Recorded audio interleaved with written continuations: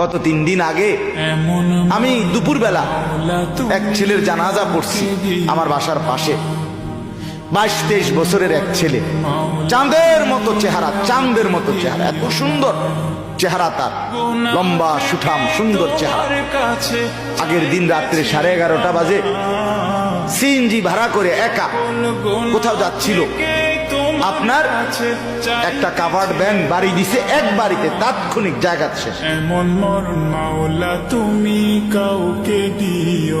পরের দিন দুপুরবেলা জানাজা হয়েছে।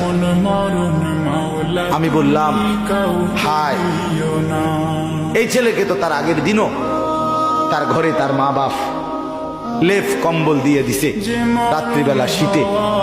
আজকে যে সে কবরস্থ হবে, আজ রাত তার কবরে লেফ কম্বল কে দিবে? কবরের মধ্যে তো ভীষণ ঠান্ডা, ঠান্ডা না?